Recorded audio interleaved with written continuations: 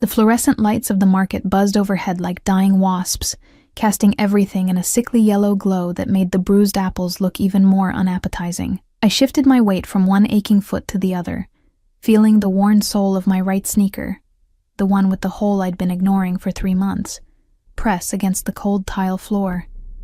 The air smelled of bleach and rotting produce, mixed with that particular staleness that clung to places open 24 hours a day. It was 11:47 p.m. I knew because I'd checked my phone obsessively every few minutes, watching the minutes crawl toward midnight when my shift would finally end. My lower back throbbed with that deep, persistent ache that came from standing for 8 hours straight, scanning items, forcing smiles at customers who looked through me like I was part of the machinery. "Ma'am, do you have any more of the organic milk in the back?" I blinked, focusing on the woman in front of me, designer purse, manicured nails, the kind of casual wealth that didn't even register its own privilege. "I can check," I said, my voice hoarse from disuse. "When you work the graveyard shift at Save More Marketplace, you learn to speak as little as possible." The back room was cooler, darker. I leaned against the metal shelving for just a moment, closing my eyes. 5 years. 5 years since I'd walked away from everything, or rather, since everything had been ripped away from me. 5 years of this, working 2 jobs, counting pennies, watching my son grow up in hand-me-down clothes while I pretended it was an adventure. There was no organic milk. When I returned to the register, the woman had already moved to another line, unwilling to wait even 3 minutes. I didn't blame her. I wouldn't have waited for me either. The automatic doors whooshed open, bringing in a gust of November wind that smelled of rain and exhaust. I barely glanced up, until the entire energy of the store seemed to shift, as if the air pressure had suddenly changed. The other cashier, Denise, actually stopped mid-scan, her mouth falling slightly open. 3 men walked in. No, that wasn't accurate. 2 men walked in, flanking a third, who moved like he owned not just the store, but the very ground beneath it. Even from 50 feet away, I could see the cut of his suit, dark, probably black. Definitely not bought off any rack I'd ever seen. The fabric caught the terrible fluorescent light and somehow made it look intentional, expensive. My hands went cold. I told myself I was imagining things. It had been 5 years. 5 years, and this city had 12 million people. And there was no reason, no possible reason, he would ever set foot in a place like this. But then he turned his head, just slightly, and I saw his profile. Sharp. Aristocratic. The kind of bone structure that belonged on Roman coins or Renaissance paintings. Dark hair, shorter than I remembered, but still with that slight wave that suggested carelessness, even though nothing about him was ever careless.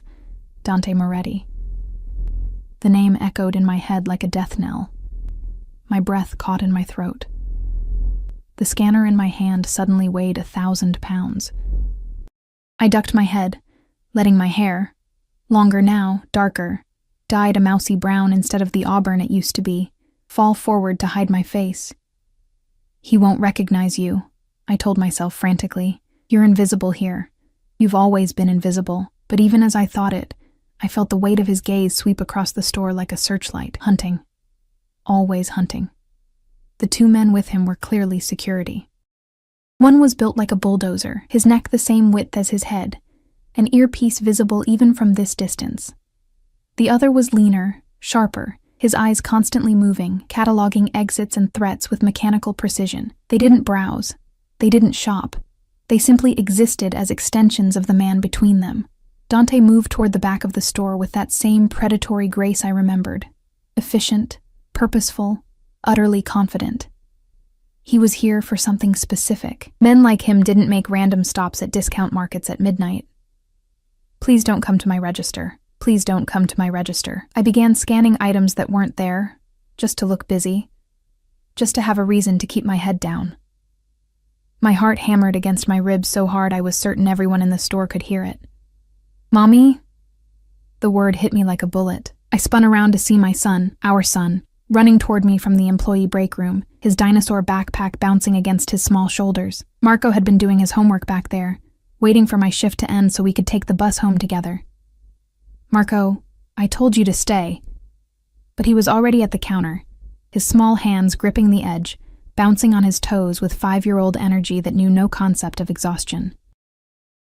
"I finished my math. Miss Chen said I got all the addition problems right." His voice carried. Of course it carried. Children's voices always carried, especially in quiet spaces where you desperately needed them not to. I felt it before I saw it, that shift in attention, that predatory focus swinging in our direction like a gun barrel finding its target. When I finally forced myself to look up, Dante Moretti was standing 30 feet away, holding a bottle of water he clearly had no intention of drinking. His eyes, God, those eyes, dark as midnight and twice as dangerous, were locked directly on Marco, who had his father's face in miniature. The same strong jaw, the same straight nose, the same thick dark hair that would never lay quite flat no matter how much I tried to comb it down, the same intensity in his gaze, even at 5 years old. Time seemed to crystallize, each second stretching into eternity. Dante's expression didn't change. It never did. That was part of what made him so terrifying. But I saw the recognition flicker through his eyes like lightning across a dark sky. Saw his posture shift almost imperceptibly, every muscle tensing like a predator preparing to strike. The bottle of water slipped from his hand. It hit the floor with a crack that seemed impossibly loud, water spraying across the tiles in a corona of liquid that caught the fluorescent light. But Dante didn't look down, didn't acknowledge it. His security did. The bulldozer was already moving to clean it up. But Dante himself remained absolutely still, his gaze moving from Marco to me. Our eyes met. 5 years collapsed into nothing.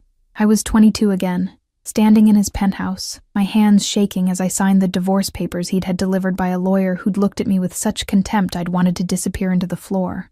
I was 22 again, crying in a women's shelter bathroom after learning I was pregnant, knowing I could never tell him, knowing what he'd become after his father's murder, knowing that the man I'd married had died the same night Lorenzo Moretti had. Emma. He said my name like a prayer and a curse combined, his voice cutting through the ambient noise of the store, the buzzing lights, the distant hum of refrigeration units, someone's phone ringing 3 aisles over. Marco looked up at me, confusion crossing his small face. "Mommy, do you know that man?" "Run," every instinct screamed. Grab Marco and run. But where? Where could I possibly run that Dante Moretti couldn't find me if he wanted to? He was moving toward us now, his security flanking him automatically, and I realized with growing horror that the entire store had gone quiet. The other customers were staring. Denise had her hand over her mouth. Even the manager had emerged from his office, drawn by whatever electricity was crackling through the air. "Emma," Dante said again, closer now, close enough that I could smell his cologne. Something dark and expensive with notes of cedar and smoke that transported me back to silk sheets and whispered promises in the dark. "I think we need to talk." His eyes dropped to Marco again, and I saw something flicker across his face, something raw and hungry and possessive that made my blood run cold. "No," I heard myself say, my voice barely a whisper. "No, we don't." I grabbed Marco's hand, probably too tight, and started backing away from the register. My manager would fire me. I didn't care. I'd find another job. I always found another job. "Emma." Not a request this time. A command, delivered in that same quiet tone he'd used to order executions, to condemn men to death, to build an empire on blood and fear. Running didn't work 5 years ago. It won't work now. Marco tugged at my hand. "Mommy, you're hurting me." I loosened my grip immediately, even as tears pricked at my eyes. "I'm sorry, baby. We just need to." "How old is he?" Dante's voice was closer, much closer. When had he gotten so close? I looked up to find him standing directly in front of my register, separated from me by nothing but a conveyor belt and 5 years of secrets. His security had positioned themselves to block the exits, casually, as if by accident. But I knew better. The lean one was on his phone, murmuring something I couldn't hear. Calling for the car, probably, or backup. Or worse. "That's none of your business," I managed, hating how my voice shook. Dante tilted his head slightly, studying Marco with an intensity that made me want to physically put myself between them. He looks like me. It wasn't a question. Marco, bless him, piped up with all the fearlessness of a child who'd never known danger. My name is Marco James Carter. I'm 5 3/4. I'm in kindergarten. Carter. My maiden name. The name I'd reclaimed after the divorce, trying to erase every trace of the 3 months I'd spent as Emma Moretti, as if changing my name could somehow change what I'd been, what I'd seen, what I'd learned about the man I'd married. Marco, Dante repeated softly, and there was something in his voice, wonder, rage. I couldn't tell, and that uncertainty terrified me more than anything. A strong name. He crouched down suddenly, bringing himself to eye level with our son, and my heart stopped beating entirely. Marco, do you know who I am? His voice was gentle now, almost kind, and that was when I knew we were truly in danger. Dante Moretti was never kind unless he wanted something. Marco shook his head, his dinosaur backpack rustling. No, sir. But you dress really nice. Are you a prince? Despite everything, despite the terror and the shaking, and the knowledge that my carefully constructed life was crumbling around me, I almost laughed. A prince. If only he knew. Dante smiled. I'd forgotten that smile, forgotten how it could transform his face from something carved from marble into something almost human. Almost. Not a prince, he said softly. But I am someone who's very interested in getting to know you better, Marco. You can't, I interjected, finally finding my voice, finally managing to step forward and physically place myself between them. You have no right. No right? Dante rose to his full height in one fluid motion, and suddenly he wasn't kind anymore. He towered over me, 6 feet of lethal grace and barely contained fury, and his voice, when he spoke, was soft as a knife sliding between ribs. I think we have very different definitions of rights, wife. Ex-wife, I corrected, even though my hands were shaking so badly I had to clench them into fists. A technicality, he murmured, and then his hand, warm, callous despite all his wealth, cupped my chin, tilting my face up to meet his gaze. The touch was gentle, possessive, absolutely inescapable. Did you really think you could hide my son from me forever? He's not your son. The lie tasted like ash on my tongue, but I forced it out anyway, even as Dante's fingers tightened fractionally against my jaw. Not painful.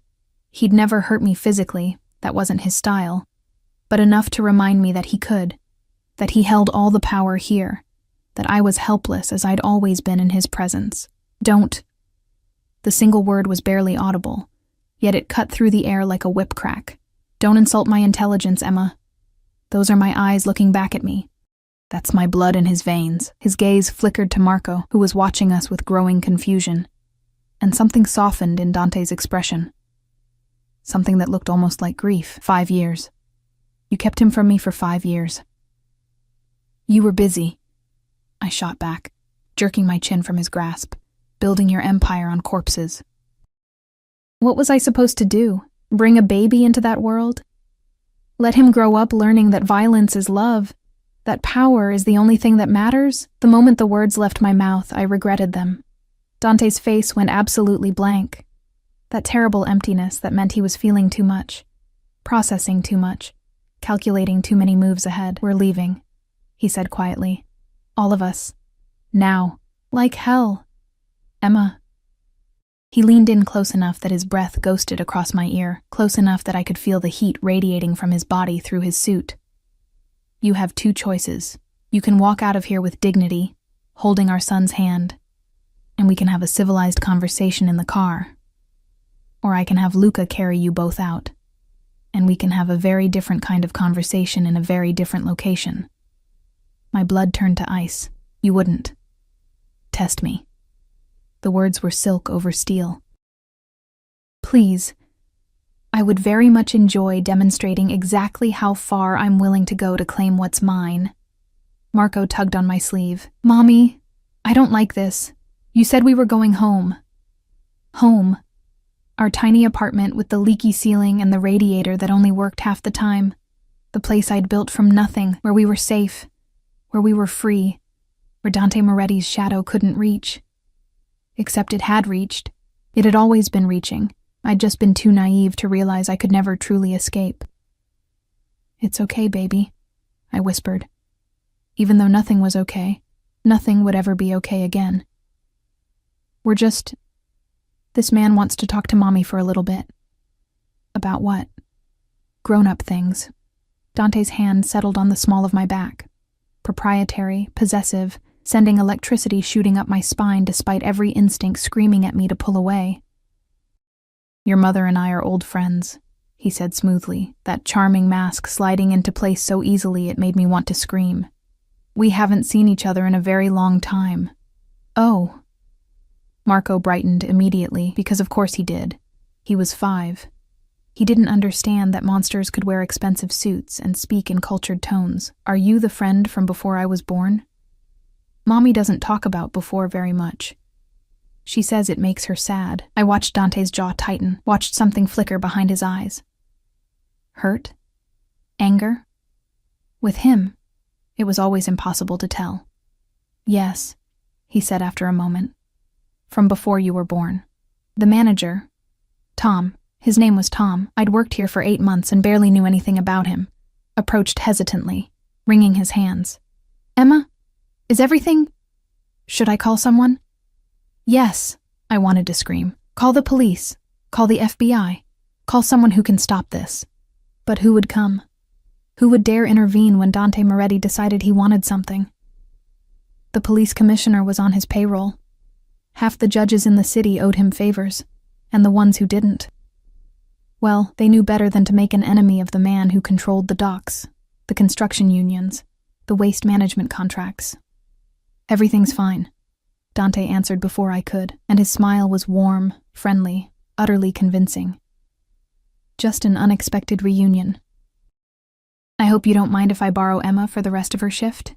He pulled out his wallet, black leather, probably worth more than I made in a month, and extracted what looked like several $100 bills. For the inconvenience, Tom took the money with shaking hands, his eyes wide. Of course, Mr. That won't be necessary," Dante interrupted smoothly, tucking his wallet away. "Emma, shall we?" It wasn't a question. The November air hit me like a slap when we exited the store, cold and sharp with the promise of winter. A black SUV was idling at the curb. Not just any SUV, but an armored Escalade with windows so dark I couldn't see inside. The kind of vehicle that screamed money and danger in equal measure. The lean security guard, Luca, Dante had called him, opened the rear door with practiced efficiency. The interior was cream leather and ambient lighting, warm and comfortable and utterly foreign to the world I'd been living in. "I'll get my car," I said desperately. "We can follow you. Your 2008 Honda with the broken tail light and the expired registration?" Dante's voice held a trace of amusement. "I don't think so, Kara. Marco, can you climb up? That's it, good boy." He lifted our son into the vehicle with an ease that spoke of unconscious strength, and I watched Marco's eyes go wide as he took in the luxury surrounding him. "Whoa," he breathed. "This is like a spaceship." "Better than a spaceship," Dante murmured, and then his hand was on my elbow, guiding me inexorably toward the open door. "Emma, don't make this difficult." I climbed in because what choice did I have? Because fighting would scare Marco. Because some part of me, the part I'd tried so hard to kill over the past 5 years, remembered what it felt like to surrender to Dante Moretti's will. The door closed with a heavy thunk that sounded like a prison cell locking. Dante slid in beside me, close enough that his thigh pressed against mine. Close enough that I could smell that damned cologne again. The driver, an older man with silver hair and the build of a retired boxer, pulled away from the curb without needing to be told. "Where are we going?" My voice sounded small in the quiet interior. "Somewhere we can talk." Dante's attention was fixed on Marco, who was exploring the car with unbridled curiosity, pressing buttons on the door panel that made the window go up and down. "Marco, do you like cars?" "I like dinosaurs better," Marco announced seriously. "But cars are okay. Mommy says we'll get a better car someday when we have more money." I closed my eyes, humiliation burning through me, of course. Of course my son would announce our poverty to the one man who embodied everything we'd lost. Does he? Dante's voice was dangerously soft. "What else does Mommy say?" She says we're brave adventurers living in our castle, but it's not really a castle. It's an apartment on the 3rd floor and the elevator's broken, so we have to use the stairs. Mommy says it's good exercise. Each innocent revelation felt like a knife twisting in my gut. I opened my eyes to find Dante staring at me, and the expression on his face was something I'd never seen before, a mixture of fury and something that looked almost like pain. 3rd floor walk up, he repeated quietly. Good exercise. We manage, I said through clenched teeth. I'm sure you do. His hand found mine in the darkness between us, fingers lacing through mine with an intimacy that made my breath catch. You always were resourceful. I imagine you've had to be, raising my son alone while working. How many jobs, Emma? 2? 3? That's none of your... It's all of my business. His grip tightened. Every meal he's eaten that I didn't provide. Every birthday I missed. Every night you struggled alone when you should have been. He cut himself off, jaw clenching. The car turned onto a private road I didn't recognize, lined with trees that blocked out the city lights. My heart started hammering again. Where are we going? I demanded, trying to pull my hand free. He didn't let go. My home. No, absolutely not. Turn this car around right now or I swear to God. You'll what? He turned to face me fully, and in the dim light of the car's interior, he looked like something carved from shadow and violence. Call the police? We both know how that ends. Make a scene? Frighten our son? His thumb stroked across my knuckles, a gesture that should have been comforting but felt like a brand. You're going to sit there quietly, you're going to smile for Marco, and you're going to accept that your time running is over. You can't just... I can. Simple. Absolute. I own this city, Emma. Every street, every building, every person who matters. Did you really think you could hide from me in it? That I wouldn't eventually find you? The truth hit me like a physical blow. You knew. You've known where I was all along. His smile was cold as winter. I've known where you were since the day you walked out of that women's shelter 3 years ago. Did you think I wouldn't have people watching? That I would simply let my wife disappear? Ex-wife, I whispered. But the correction felt meaningless now. You signed papers, he acknowledged. Meaningless papers drawn up when I was... not myself.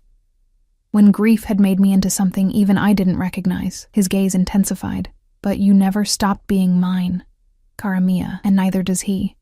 Marco had fallen asleep against the window, exhausted from his late night, his small face peaceful in slumber. He looked so much like his father it made my chest ache.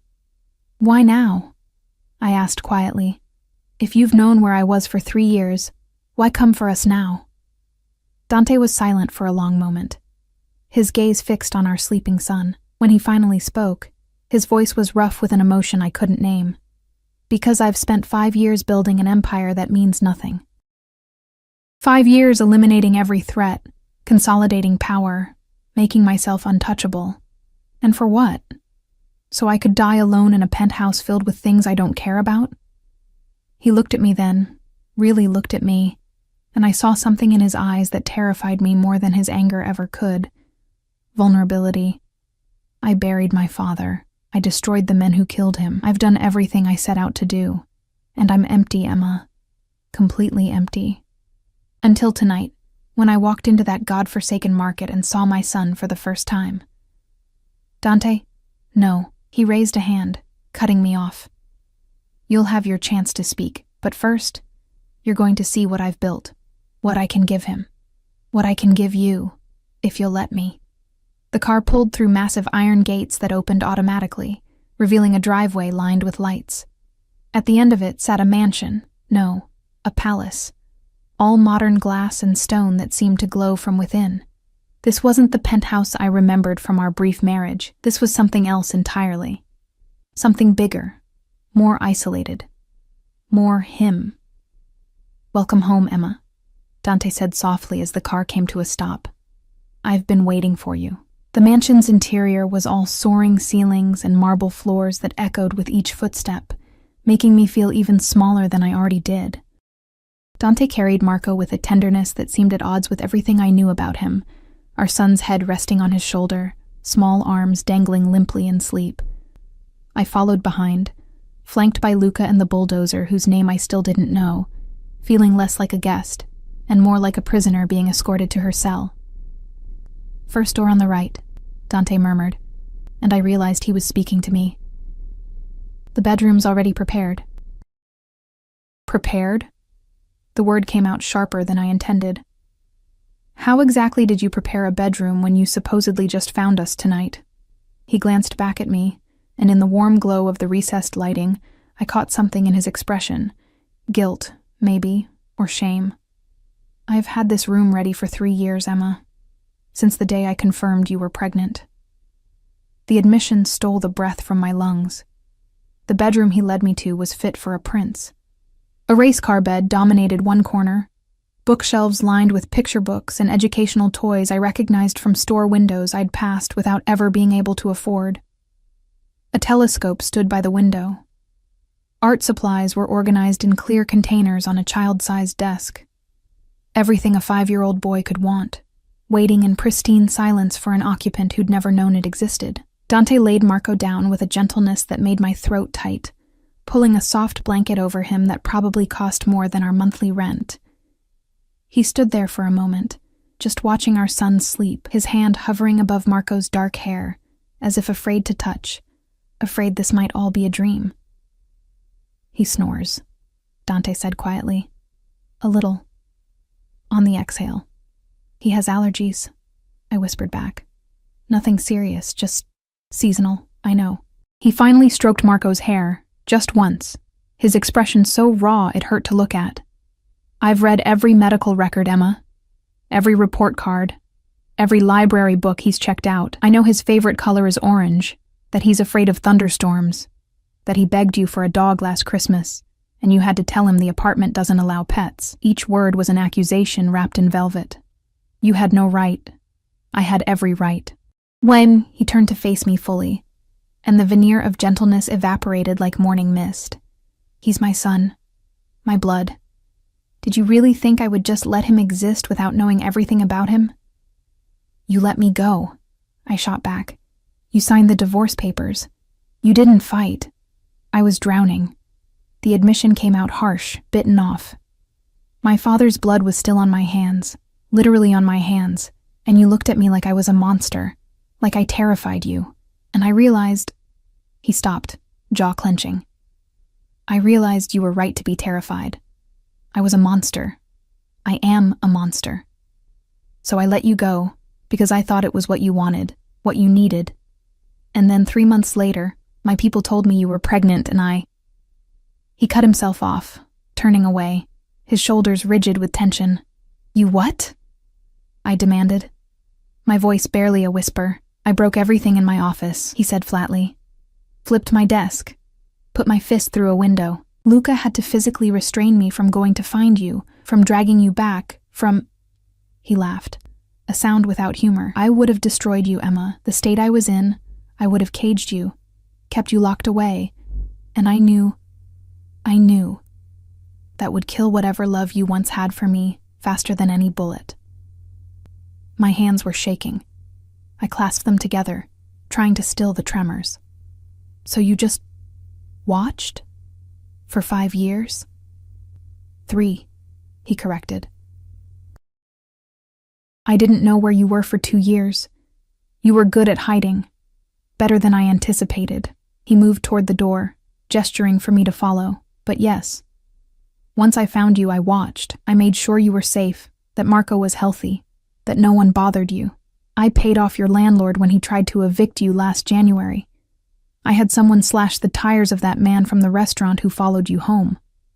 Ice flooded my veins. "Marcus, the line cook, he was just following you home at 2 a.m? Dante's voice went deadly soft. "Waiting outside your apartment building?" "Yes, Emma. Just a friendly colleague. Nothing sinister at all." I remembered Marcus disappearing suddenly, how he'd stopped showing up for shifts without explanation. I'd thought he'd just quit, moved on. But now— "What did you do to him?" "Nothing permanent." Dante's smile was sharp as a blade. "He lives in Seattle now. has a very strong aversion to the entire state of New York. Quite happy in his new life, from what I understand. We'd reached what appeared to be a study. All dark wood and leather furniture, a fireplace crackling with real flames that cast dancing shadows across walls lined with books. A bar cart sat in one corner, crystal decanters catching the firelight like captured stars. "Sit," Dante commanded, gesturing to a leather sofa that probably cost more than my car. "I'd rather stand." "Emma." He poured 2 glasses of what looked like scotch, neat, and held one out to me. "Sit. Please, we need to talk, and I'd prefer to do it civilly." I took the glass but remained standing, the amber liquid sloshing slightly from my shaking hands. "There's nothing to talk about. You ambushed me at work, kidnapped us. I extended an invitation with armed guards and no option to refuse, which you accepted because you gave me no choice." The words came out louder than I intended, and I immediately glanced toward the hallway, terrified I'd woken Marco. But the house remained silent except for the crackling fire.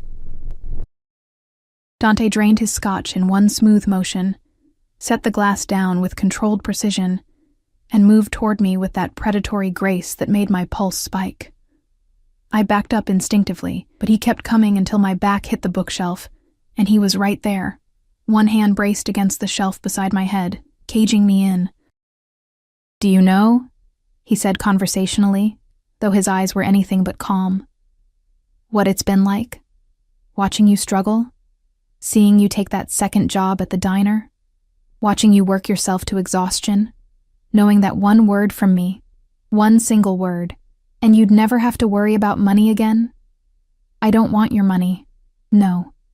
You made that abundantly clear when you left every piece of jewelry I ever gave you, every credit card, every key to every property." His free hand came up to cup my face, thumb stroking across my cheekbone with heartbreaking gentleness. "You walked away with nothing but a suitcase and your pride.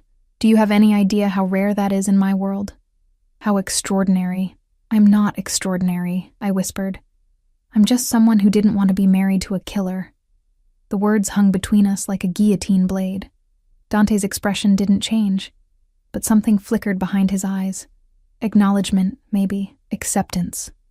"Fair enough," he said quietly. "But that killer is also a father now. And like it or not, Kara, that connects us in ways a piece of paper never could. What do you want?" My voice cracked on the question. "Just tell me what you want so we can get this over with." "I want my son to know me." Simple words, but weighted with so much more. I want him to grow up safe, protected, with every advantage I can give him. I want him to have the childhood I never had, the stability, the security. He has that.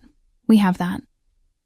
You have a 3rd-floor walk-up with a broken elevator and a landlord I have to bribe to keep you housed. His voice remained gentle, but the words cut deep.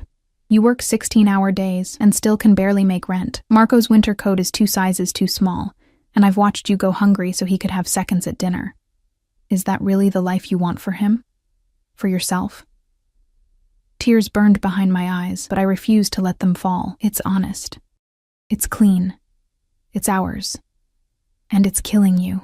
His thumb caught a tear that had escaped despite my best efforts. I can see it, Emma. You're exhausted. You've lost weight. There are shadows under your eyes that weren't there 5 years ago. And your hands... He lifted my right hand, running his fingers over the calluses, the rough skin, the scar from where I'd burned myself on the fryer at work. These aren't the hands I remember. People change. They shouldn't have to change this much. He brought my hand to his lips, pressing a kiss to my palm that sent electricity shooting up my arm. Let me help you. Let me give Marco the life he deserves. In exchange for what? Because there was always an exchange with men like Dante. Nothing came free. His smile was sad, knowing. Your presence in his life, regular visitation, a chance to be his father. That's it? I didn't believe him. Couldn't believe him. For now.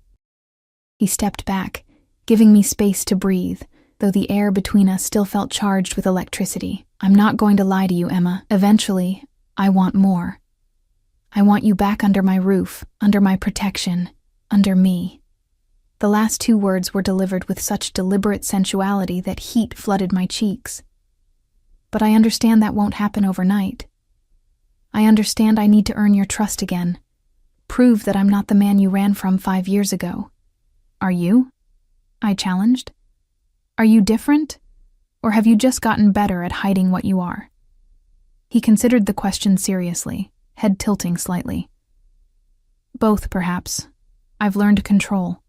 Learned to channel the violence, to use it strategically rather than letting it use me. But am I still capable of terrible things? His eyes locked with mine. Absolutely. Especially when it comes to protecting what's mine. A phone buzzed. His phone, pulled from an inner pocket with smooth efficiency. He glanced at the screen, frowned, and typed something quickly before tucking it away. Business? I asked, hating that I was curious. Always. He moved to the bar cart, refilling his glass. The city doesn't sleep, and neither does its underworld. Speaking of which, we need to discuss security. My stomach dropped. Security? You think you're the only one who's been looking for me in the past 5 years? His voice went hard. I have enemies, Emma. Powerful enemies who would very much like to hurt me, and the fastest way to hurt me is through the people I care about. Now that Marco exists, now that people will know about him. He trailed off, but the implication was clear. Then we'll disappear again, I said desperately.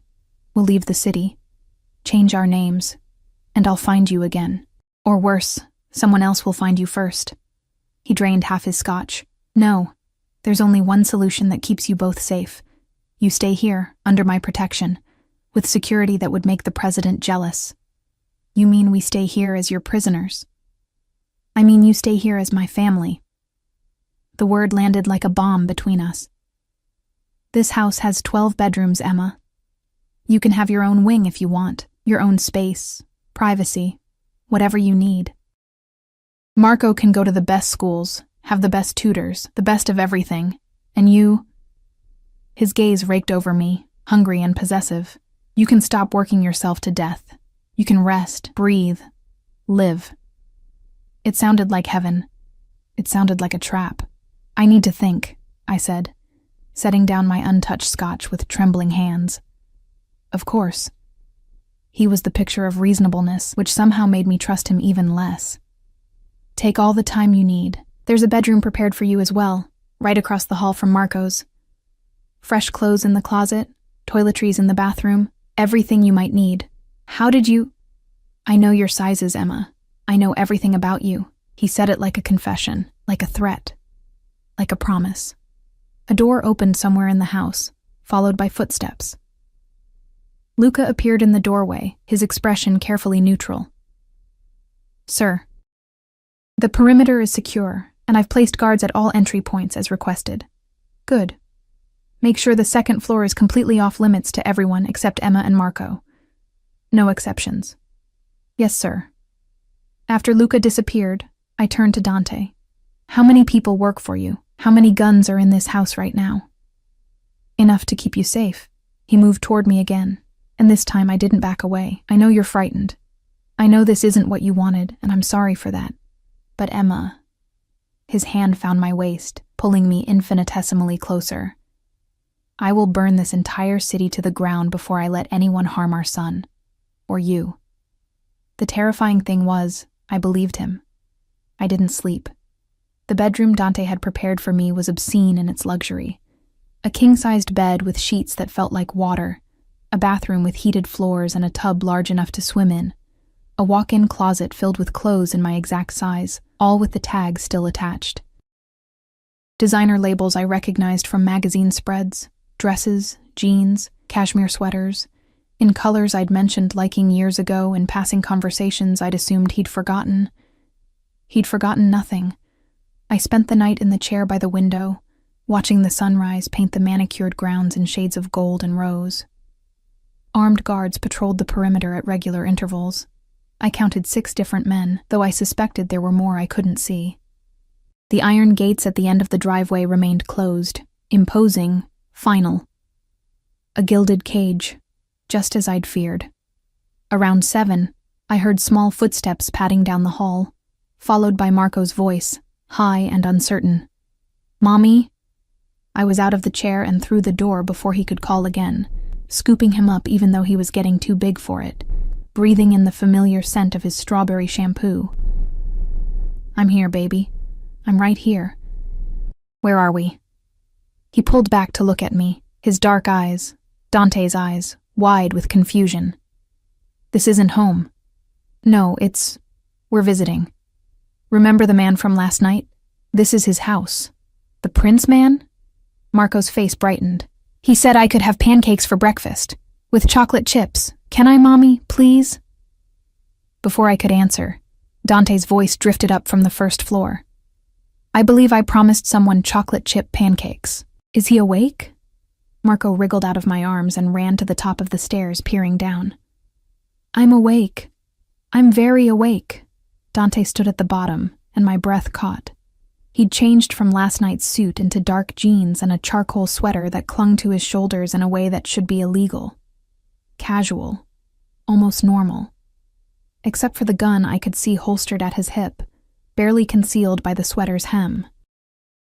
"Then you'd better come down before they get cold," he said, smiling up at our son with such naked longing it made my chest ache. "Your mother, too, if she's hungry." The kitchen was a chef's dream, all gleaming stainless steel and marble countertops, professional-grade appliances that probably cost more than I'd make in a decade. A woman in her 50s stood at the stove, expertly flipping pancakes, her gray hair pulled back in a neat bun. "This is Maria," Dante introduced, one hand settling on the small of my back in a gesture that felt far too natural. "She's been with my family since I was Marco's age. Maria, this is Emma, and this young man is my son, Marco." Maria's eyes widened fractionally. Surprise, recognition, something else I couldn't identify, before her face smoothed into professional warmth. "It's a pleasure to meet you both. I hope you're hungry. I've made enough to feed an army." She had. The kitchen island was laden with food. Pancakes, fresh fruit, scrambled eggs, bacon, pastries that looked like they'd come from a bakery. Marco's eyes went round as saucers. "Is this all for us?" he whispered. "All for you," Dante confirmed, lifting him onto a bar stool with easy strength. "What would you like to try first?" I watched, frozen in the doorway, as Dante helped Marco pile food onto his plate, explaining what each pastry was called, laughing when our son got chocolate on his nose. He was good with him. Natural, like he'd been waiting his whole life for this moment. "Emma?" Maria's gentle voice drew my attention. "Coffee? You look like you could use it. That obvious?" I managed a weak smile. "You look like a woman who's had her world turned upside down." She handed me a mug of coffee that smelled like heaven, her eyes kind. "For what it's worth, I've never seen Mr. Moretti like this. He's been preparing for a long time." "Preparing to trap me, you mean?" "Preparing to be a father." She glanced at Dante, who was showing Marco how to pour syrup without making a mess. "He's a hard man, yes, dangerous, but he's also capable of great loyalty, great protection. You could do worse for the father of your child." Before I could respond, my phone buzzed in my pocket. I'd grabbed it from my locker at the market before Dante had essentially kidnapped us, and now I saw 3 missed calls from my roommate Jenna and a string of increasingly frantic texts. "Where are you?" "Emma, you didn't come home. I'm worried. If you don't answer in the next hour, I'm calling the police." "Problem?" Dante appeared at my elbow, close enough that I could feel the heat of him. "My roommate. She's worried. Call her.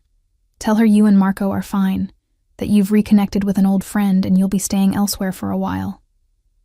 His hand covered mine on the phone, preventing me from dialing. "But Emma, don't tell her where you are.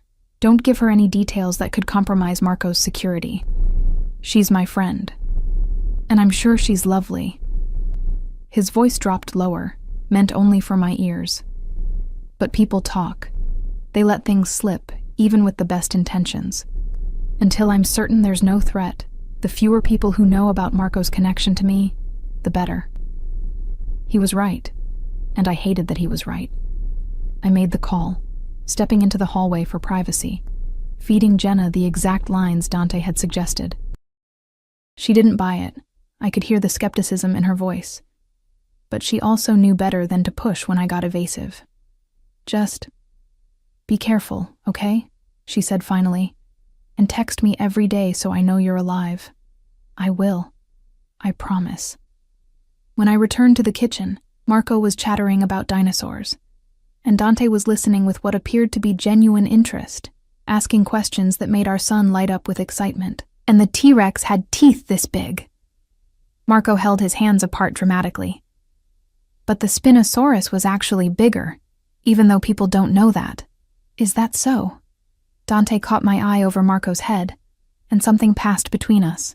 A moment of shared wonder at this small person we'd created. "You're quite the expert. Mommy takes me to the library every week. I've read all the dinosaur books." Marco shoveled another bite of pancake into his mouth, syrup dripping down his chin. "Do you have any books here?" "I have a library," Dante said, and I could hear the pleasure in his voice. "Would you like to see it after breakfast?" The library was a 2-story room with a spiral staircase and floor-to-ceiling windows that overlooked the gardens. Thousands of books lined the walls, everything from leather-bound classics to modern bestsellers. Marco's gasp of delight was audible. "It's like Beauty and the Beast," he exclaimed, running to the nearest shelf. "Mommy, look." "I see, baby." But I was looking at Dante, who was watching Marco with such intensity it bordered on obsession. "There's a children's section upstairs," he said quietly. "I had it curated specifically for his age group.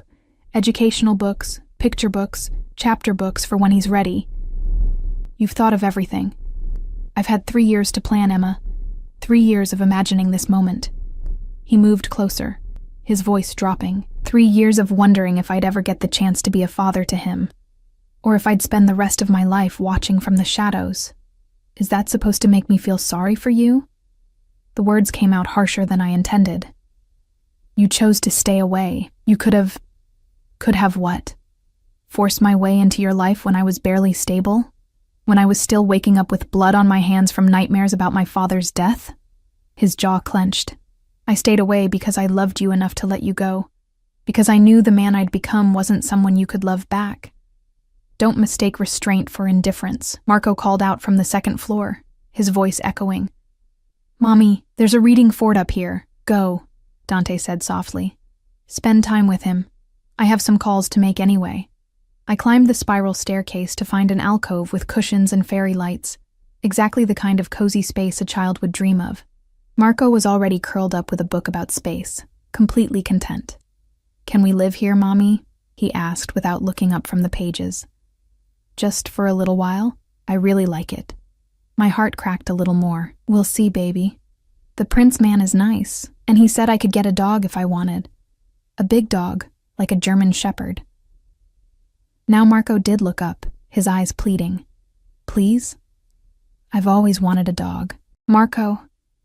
But what could I say? That the prince man was actually a mafia boss? That this beautiful house was built on blood and violence? That staying here meant becoming complicit in a world I'd run from? A commotion downstairs interrupted my spiraling thoughts, raised voices, sharp and angry, followed by Dante's cold command. "I don't care what Castellano wants. He had his chance to negotiate." I left Marco with his book and descended the stairs quietly. Staying in the shadows of the library entrance, Dante stood in the foyer with 3 men I didn't recognize, all of them in dark suits that screamed money and menace. Luca was there too, his hand resting casually on his weapon. "He's threatening to go to the commission," one of the suits said. "Claims you violated the treaty by moving on the waterfront without approval." "The treaty died with my father," Dante replied, his voice like ice over steel. "And if Castellano has a problem with how I run my territory, he's welcome to discuss it with me personally. Though I'd advise him to update his will first." "Sir." "Enough." Dante's hand slashed through the air, a gesture of finality. "Tell Castellano he has 48 hours to vacate the docks. After that, anyone still there becomes a liability I'll handle accordingly." The men shifted uncomfortably, but no one argued. They knew better. As they filed out, Dante's gaze found me in the shadows. For a moment, the cold mask slipped, and I saw the man underneath, tired, stressed, carrying the weight of an empire on his shoulders. "How much did you hear?" he asked once we were alone. "Enough." I stepped into the light. This is what you wanted me to see, isn't it? This is the world you want to bring Marco into. This is the world he's already in, whether you like it or not. He moved toward me with predatory intent. The moment you gave birth to my son, he became a target. That doesn't change whether he's living in luxury or poverty. At least here I can protect him from your own enemies, from everyone. His hands framed my face, thumbs stroking my cheekbones. I know you hate this. I know you wish things were different. But they're not, Emma. They are what they are, and I'm asking you, begging you, to let me keep you both safe. And if I say no, his expression hardened, then I'll get a court order establishing paternity and demanding custody. I'll bury you in lawyers you can't afford, drag you through a system I own, and I'll win because I always win when it matters.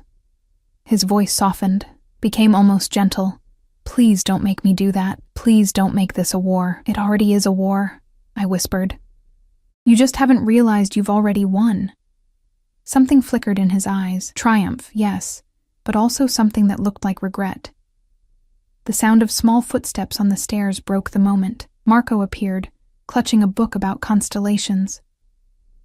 Mommy, can we go outside? There's a big yard and I want to explore. Dante stepped back, the ruthless crime lord disappearing behind the mask of the indulgent father. Of course. I'll have Luca accompany you.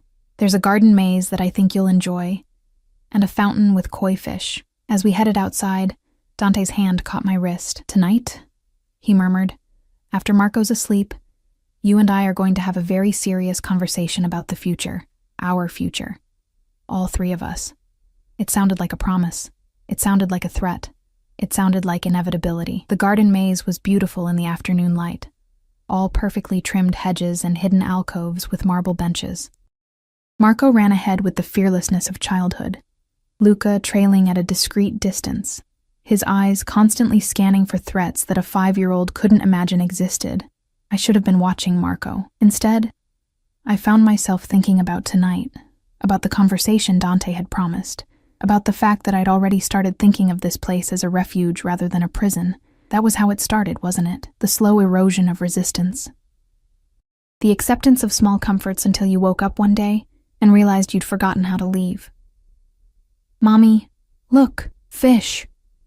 Marco pressed his face against the edge of the fountain, watching the orange and white koi glide through the water like living jewels. They're so pretty. Can I feed them? There's food in the bronze container by the bench, Luca supplied, his voice surprisingly gentle for a man who probably killed people for a living. Mr. Moretti feeds them every morning. Of course he did, because even the fish in Dante's world were pampered, protected, controlled. I watched Marco sprinkle food onto the water's surface, his delighted laughter echoing off the stone walls of the garden, and felt tears prick at my eyes. When was the last time I'd heard him laugh like that? Uninhibited, carefree, without the weight of our struggles pressing down on his small shoulders. You're crying. Luca's observation was quiet, not judgmental. I wiped at my eyes hastily. I'm fine. You're allowed not to be fine, Mrs. Moretti. I'm not. I stopped, because what was the point? I haven't been Mrs. Moretti in 5 years. Mr. Moretti would disagree. Luca's gaze remained fixed on the perimeter, professional, alert. He never stopped wearing his ring, you know, even when everyone told him to move on, to find someone more suitable to his position. I glanced down at my own bare finger, remembering the simple platinum band Dante had slipped on during our courthouse wedding. I'd left it on his dresser the day I'd walked out, certain I'd never want to see it again. He should have moved on, I said quietly. He should have found someone who could handle this life. Maybe. Luca's jaw tightened. Or maybe some people are worth waiting for. Before I could respond, my phone buzzed again. Another text from Jenna, this one more pointed. Emma, I'm worried. This doesn't sound like you. If you're in trouble, use the code word. We'd established a code word years ago, back when I'd first started dating after the divorce. A single word that meant, call the police, I'm in danger. My fingers hovered over the keyboard. One word. That's all it would take. But what would happen then? Police would come, I'd make a statement, and then what? Dante had lawyers, judges, entire precincts in his pocket. I'd look paranoid or hysterical, and he'd still have legal grounds to pursue custody. And Marco would be caught in the middle of a war he didn't understand. I'm fine, I typed instead. Just need some time. I'll explain everything soon. The lie sat heavy in my stomach. Dinner was an elaborate affair. Maria had prepared roasted chicken with herbs I couldn't pronounce, vegetables that tasted like they'd been picked that morning, and a chocolate torte for dessert that made Marco's eyes roll back in pleasure. Dante sat at the head of the table, Marco to his right, me to his left, like a family. Like this was normal. Tell me about school, Dante said to Marco, his attention completely focused on our son. What's your favorite subject? Reading, Marco announced proudly. And math, but mostly reading. My teacher says I'm reading at a second grade level already. That's because your mother reads to you every night. Dante's gaze flickered to me, warm with something I didn't want to name. She always loved books, used to stay up until 3 a.m. reading when she thought I was asleep. You knew about that? The question slipped out before I could stop it. I knew everything about you, Kara. His voice dropped lower, intimate despite Marco's presence. I still do. After dinner, Marco's energy finally flagged. I bathed him in a bathroom larger than our entire apartment had been, using soap that smelled like vanilla, and wrapped him in a towel so soft it felt like a cloud. I like it here, he mumbled sleepily as I tucked him into the race car bed. The Prince man is nice, and the food is good, and there's a library. I know, baby. Can we stay? Just for a little while? His eyes, Dante's eyes, pleaded with me. Please? What could I say? How could I explain that staying meant surrendering, that accepting Dante's protection meant accepting everything else that came with it? We'll talk about it tomorrow, I whispered, pressing a kiss to his forehead. Sleep now. He was asleep before I reached the door. I found Dante in his study, the fire still burning, 2 glasses of wine already poured. He'd changed into dark slacks and a white shirt with the sleeves rolled up, exposing forearms that I remembered too well. Sit, he said, and this time it wasn't a command. It was an invitation. I sat, accepting the wine glass, needing the liquid courage. He's happy here, Dante observed, swirling his wine. Did you see his face at dinner? I've never seen a child that excited about vegetables. That's because he's usually eating mac and cheese from a box, I said bitterly. Because that's all I can afford. Emma, no. Let's be honest about what this is. I set down the glass before I could throw it. You're offering me a deal. Comfort, security, everything I can't provide on my own. In exchange for what exactly? What do you want from me, Dante? He was quiet for a long moment, the firelight casting shadows across his face that made him look younger, more vulnerable. I want everything, he said finally. I want Marco to know me as his father.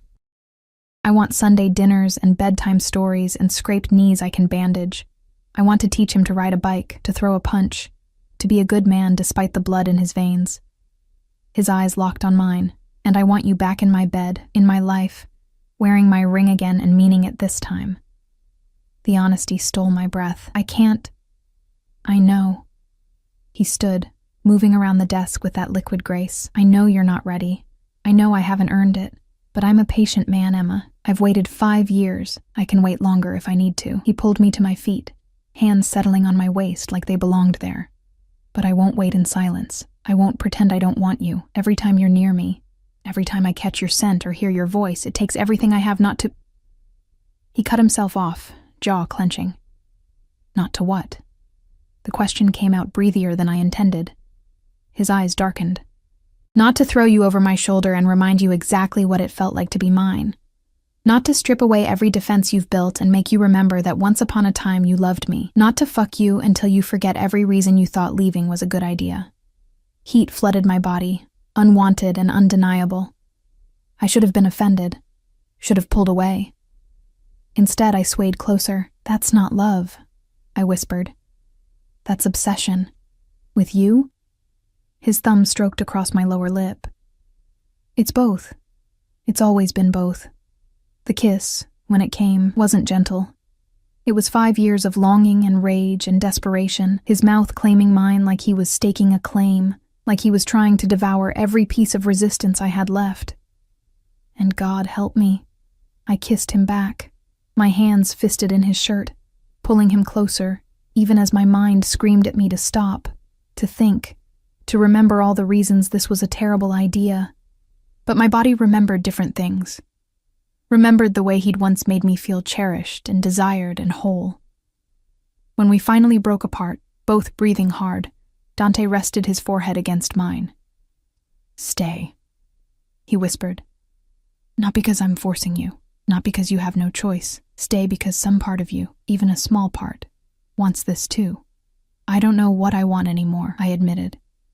And it was the most honest thing I'd said in days. "Then let me show you." His hands cupped my face with devastating tenderness. "Give me 3 months. 3 months to prove I can be the man you need, the father Marco deserves. Let me show you that this life, our life together, can be more than just survival. And if after 3 months, I still want to leave?" Pain flickered across his face, quickly suppressed. "Then I'll let you go. I'll set you up somewhere safe, somewhere my enemies can't reach, with enough money to never worry again. I'll respect whatever custody arrangement you want, even if it kills me. You'd really do that? For you? For Marco?" He pressed a kiss to my forehead, achingly gentle. "I'd do anything. I'd burn the whole world down if that's what it took to keep you both safe and happy. That's what you've never understood, cara mia. You're not my weakness. You're my entire world." Tears spilled down my cheeks, and I didn't try to stop them. 3 months, I heard myself say. But I want my own room, my own space. This doesn't mean... I know. His smile was sad, knowing. "I'm not asking you to share my bed. Not yet. I'm just asking you to share my life." 3 months later, the winter sun streamed through the breakfast room windows, catching the diamond on my left hand and sending rainbows dancing across the table. I still wasn't used to the weight of it, the engagement ring Dante had presented last night, along with a proposal that had involved our son, a carefully rehearsed speech about family, and tears I'd been powerless to stop. Marco burst into the room wearing his new school uniform. Dante had enrolled him in the city's best private academy, chattering about a field trip to the Natural History Museum. And Dad said he'd come with us, as a chaperone. None of the other kids' dads ever come. Dad. The word still made my heart clench. Dante had earned it, though. 3 months of bedtime stories and homework help and genuine interest in every aspect of Marco's life. 3 months of being the father I'd never dared hope for. Dante appeared behind our son, already dressed in a suit that probably cost more than my first car, and dropped a kiss on the top of Marco's head before moving to me. "Good morning, Bellissima." His lips brushed my temple, a gesture that had become routine. Casual affection that felt like coming home. "You're really going on the field trip?" I asked, unable to hide my smile. "I'm really going on the field trip." He poured himself coffee, moving through the morning routine we'd developed. "Though Luca will be there too, just in case." "In case of what? Rogue dinosaur exhibits?" His answering smile was warm. "In case I need someone to help wrangle 20 kindergartners. Have you met 20 kindergartners? They're terrifying." I laughed, and it felt good. Easy, right. The past 3 months had been a revelation. Dante had been patient, respectful of my boundaries, never pushing for more than I was ready to give. But slowly, inevitably, those boundaries had softened. Dinners became conversations that lasted hours. Casual touches became lingering. The guest room I'd insisted on using became a formality I maintained out of stubbornness rather than genuine desire for distance. "I have a meeting this afternoon," Dante said, his tone shifting to business. "Castellano finally agreed to negotiate. Should be resolved peacefully. And if it's not peaceful," his eyes met mine, honest and unflinching, "then it won't be. But I'll make sure Marco never sees that side of things. I promised you that." He had. And so far, he'd kept every promise. After Dante and Marco left for school, our son talking animatedly about dinosaurs while his father listened with genuine interest, I found Maria in the kitchen. "You look happy," she observed, kneading dough for tonight's bread. "I am," I admitted, surprised by how true it was. I didn't think this could work. Love usually works when both people fight for it. She shaped the dough with practiced hands. And Mr. Moretti has been fighting for you since the day you left. My phone rang. Jenna, who I'd finally met for coffee last week, and explained everything. Well, almost everything. She knew about Dante, about Marco, about the fact that we were trying to make things work. She didn't need to know the darker details. So? She demanded without preamble. Did you say yes? I looked down at the ring on my finger, at the sunlight streaming through windows of a house that had become home, at the life I was building with a man I'd once run from. I said yes. Her squeal of delight made me hold the phone away from my ear. That evening, after Marco was asleep and the house had settled into quiet, I found Dante in our bedroom, not the guest room, but the master suite I'd finally agreed to share 2 weeks ago. He stood by the window, still in his suit pants but shirtless, the lamplight casting shadows across the scars that marked his back, evidence of a life I was still learning to accept. How was the meeting? I asked, closing the door behind me. Resolved. He turned to face me, and I saw the tension in his shoulders. Peacefully, as promised. Though I suspect Castellano will try something eventually. Men like him always do, and when he does, I'll handle it. He moved toward me, hands settling on my waist. But not tonight. Tonight, I just want to be with my family. With you. I reached up to loosen his collar, fingers working the buttons of his shirt. Then be with me. The kiss was different this time, slower, deeper, weighted with 3 months of growing trust and rediscovered love. When he lifted me into his arms and carried me to the bed, it felt like a homecoming. I love you, he whispered against my skin, his voice rough with emotion. I never stopped, even when I should have, even when it would have been easier. I know. I pulled him closer, breathing in the scent of him, cedar and smoke and home. I love you too. God help me, I love you too. Later, wrapped in silk sheets with Dante's arm heavy across my waist, I thought about the journey that had brought us here. The pain, the separation, the fear, the slow rebuilding of trust, the discovery that sometimes love wasn't enough, but commitment and effort, and the genuine desire to be better, could bridge the gap. What are you thinking? Dante's voice was drowsy, content. That I'm happy, I said honestly. That Marco is happy. That maybe this is where we were always supposed to end up. He pressed a kiss to my shoulder. Took you long enough to realize it. I elbowed him gently, earning a quiet laugh. Through the window I could see the gardens lit by moonlight, the fountain where Marco fed the fish every morning, the maze where we'd walked as a family just yesterday. Beyond the gates, the city sprawled in glittering chaos, dangerous, unpredictable, full of threats I was learning to navigate. But here, in this moment, wrapped in the arms of a man who'd waited 5 years for a second chance, I felt safe. I felt home. And when Marco crawled into bed with us at dawn, wedging himself between us with the confidence of a child who knew he was loved, I knew we'd made the right choice. All of us. Together.